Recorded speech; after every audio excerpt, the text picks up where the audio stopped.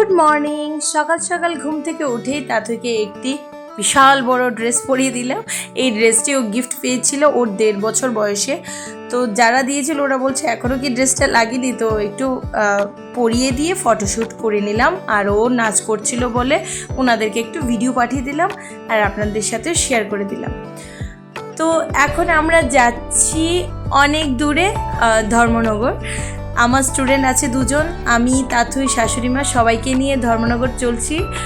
Train দিয়ে যাব। তো পৌঁছে গেলাম আগরতলা স্টেশনে, টাইমেই পৌঁছে গেলাম। পৌঁছে ভালো সিট পেয়ে গেলাম। তাথই তো সুন্দর করে এদিক থেকে ওদিক শুধু ঘুরছে। যখন গিয়েছিল লাস্ট ও এটার আগে, তখন তো অনেকটাই ছোট ছিল, বুঝতে পারছিল না। 11 মাস না 10 মাসের ছিল। এখন তো ও অনেকটা বুঝতে পারে, তার জন্য উঠে বসে পড়লো উপরের সিটে আমার স্টুডেন্টের সাথে। তো ওরা উপরে বসেছিল বলে ও ওদের সাথে বসবে, এখানে মজা করবে। ওরা তো খুব টেনশনে ছিল, উনি পড়ে যায়, পা দিয়ে রাখছিল। আমিও বলছিলাম বারবার যে পা দিয়ে রাখো। ও একবার উঠে বসে কি করে কি না ওই রকমই বারবার করছিল। তা আমারও তো টেনশন হচ্ছিল, তো আমিও ভাবছি যে আমিও উপরে চলে যাব। ও দেখুন কি বলছে। হ্যাঁ বলো, ঠান্ডা দই।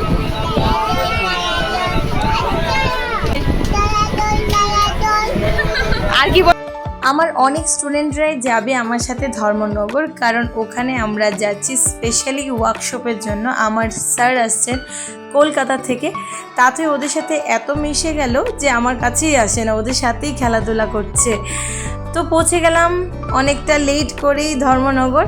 আর এই যে সামনে দেখছেন একদল, ওরা হলো আমার বান্ধবী রমা, ওর স্টুডেন্ট। তো এই দিকটায় ম্যামের স্টুডেন্টদেরকে নিয়ে আমাদেরকে নিয়ে রেডি হয়ে গেল স্যারকে ওয়েলকাম জানানোর জন্য।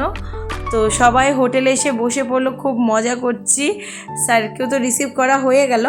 এবার স্যার ফ্রেশ হয়েই দেরি করেনি, যেখানে ওয়ার্কশপ হবে সেখানে চলে এসছে। অনেক দিন পর স্যারের সাথে দেখা। তো আমাদের ওয়ার্কশপে ইনোগ্রেশনটাও করে নিল স্যার।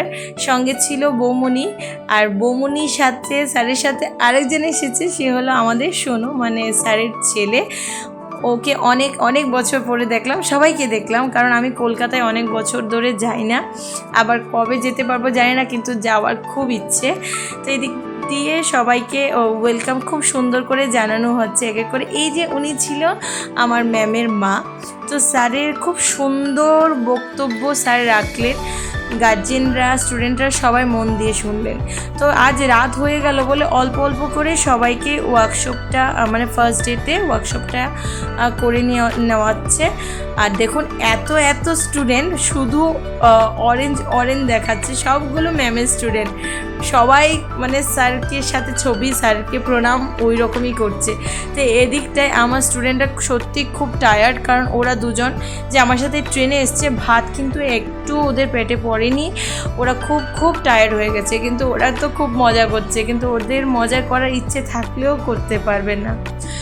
তো নেক্সট দিন চলে আসলাম। নেক্সট ডেতে আমরা ওয়ার্কশপ শুরু করে দিয়েছি সকাল সকালই।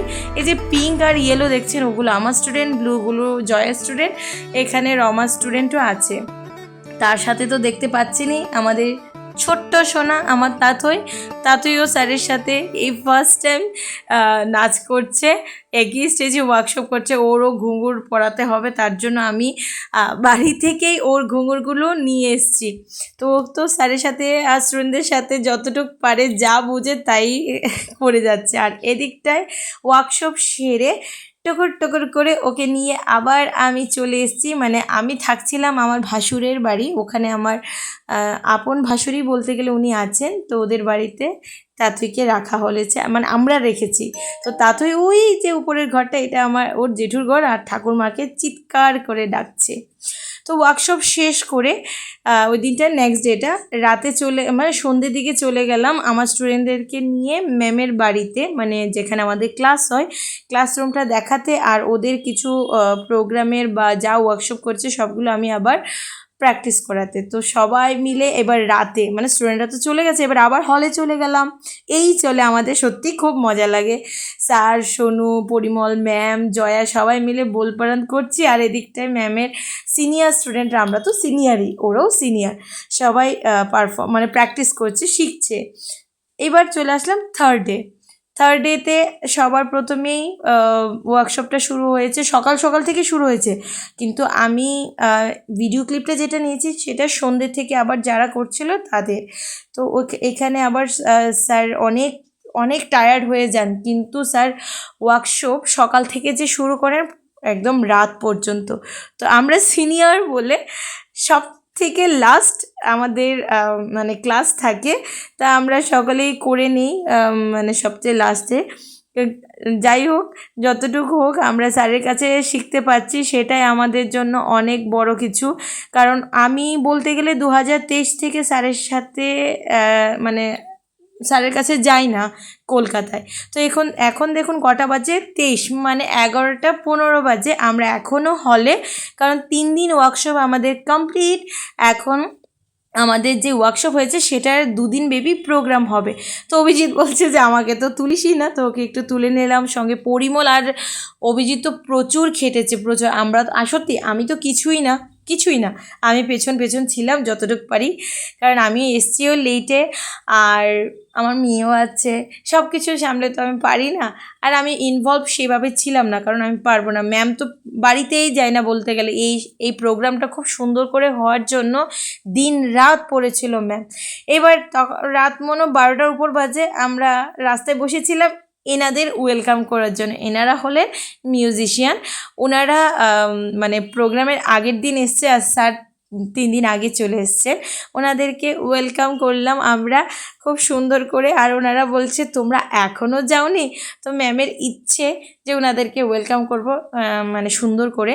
আর আমি কেন যাইনি, কারণ আমি কিছুতেই ছিলাম না, তার জন্য ভাবলাম যে ম্যামের সাথে একটু হলে থাকি। তো আমার শাশুড়ি মাকে বললাম যে আমি একটু রাত হবে আসতে, তাঁতুইকে দেখো। সত্যি আমার শাশুড়ি মা, আমার যে যার বাড়ি থেকেছি ওনারাও আমাকে খুব সাপোর্ট করেছে, মানে খুব হেল্পফুল ওনারা। তো ওরা খুব সুন্দর হেল্প করছে। আর এদিকটায় স্যাররা বলছে যে তোদেরকে এরকমভাবে শিক্ষা দিয়েছে। অ্যাকচুয়ালি আমাদের শিল্পী জগৎটাই এইরকম, তার জন্য সবাই একসাথে হয়ে সুন্দর করে জিনিসটা যেন হওয়া যায়, সেই দিকটায় আমরা সকলেই লক্ষ্য রাখি। আর স্যারও ঘুমায়নি, কিন্তু রাত তখন মনে হয় এই তো 1:05 বাজে। তো 1:05 বাজে এখন আমাদেরকে, মানে আমাকে আর ম্যামের আরেকজন সিনিয়র স্টুডেন্ট ছিল, আমাদেরকে পরিমল ওর স্কুটি করে আমাদের ঘরে ছাড়তে যাচ্ছে, কারণ অনেকটা রাত হয়ে গেল। সো টাটা, বাবাই, নেক্সট ব্লগে দেখা হচ্ছে আপনাদের সাথে, বাবাই।